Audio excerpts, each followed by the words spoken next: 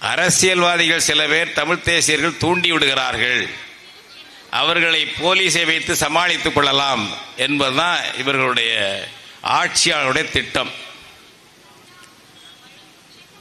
ஒவ்வொருவரும் நாம் எண்ணி பார்க்க வேண்டும்.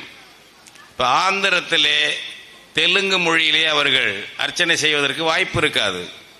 அது அவ்வளவு பழமையான மொழி என்ற நிலையோ அல்லது ஆன்மீக மொழியாவோ இல்லாமல் இருக்கலாம், நமக்கு பிரச்சனை இல்லை. கர்நாடகத்திலே கேரளாவில் இப்படி இருக்கலாம், நீ சமஸ்கிருதத்தில் பண்ணிட்டு போ. எங்களுக்கு சமஸ்கிருதம் என்பது தீங்கு, தமிழை அழிக்க வந்தது, தமிழன் தமிழச்சியை அடிமைப்படுத்த வந்தது. உன்னுடைய சமஸ்கிருதம் தோன்றுவதற்கு முன்னால் பல்லாயிரம் ஆண்டுகளுக்கு முன்னால் வளர்ச்சியடைந்த செம்மொழி, இலக்கியம் கொண்ட மொழி எங்கள் தமிழ். சமஸ்கிருதம் யாருக்கு தாய்மொழி? இங்கே கேட்டார்கள், யாருக்கு தாய்மொழி?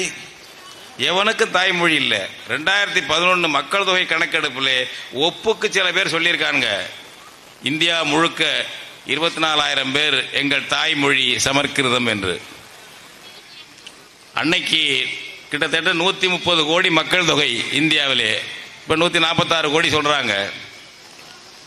அந்த 130 கோடி மக்கள் தொகையில் 24,000 பேருக்கு தாய்மொழி சமஸ்கிருதம். எங்க இருக்கான்னு தெரியாது.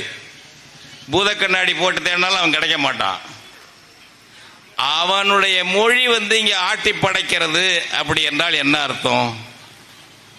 தமிழர்கள் ஆரியனுக்கு அடிமையாக இருக்கிறோம்.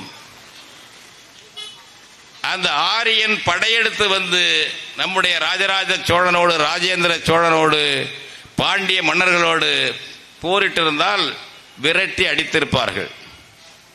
பழைய காலத்திலே பாண்டிய நெடுஞ்செழியன் ஆரிய படையை விரட்டி விரட்டி அடித்தவன் என்று பட்டம் உண்டு அவனுக்கு. சேரன் செங்குட்டுவன் அந்த ஆரிய மன்னர்களை வீழ்த்தி அவர்கள் கனக விஷய தன் தலையிலே கல்லை கொண்டு வந்து கண்ணகிக்கு சிலை எடுத்தான் என்று காப்பியம் இருக்கிறது நமக்கு. எனவே அவர்கள் போரிட வந்தால் விரட்டி வெற்றி பெற்றிருப்பார்கள். ஆன்மீகத்தை தந்திரமாக பயன்படுத்தி காலப்போக்கில் நம்மை அடிமையாக்கிவிட்டார்கள். இந்த ஆரிய அடிமைத்தனத்திலிருந்து விடுதலை செய்வதற்காக நாங்கள் வந்திருக்கிறோம் என்று சொல்லக்கூடிய திராவிடம்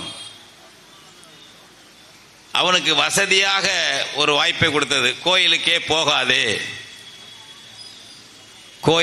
போகாதே, சாமி கும்பிடாதே,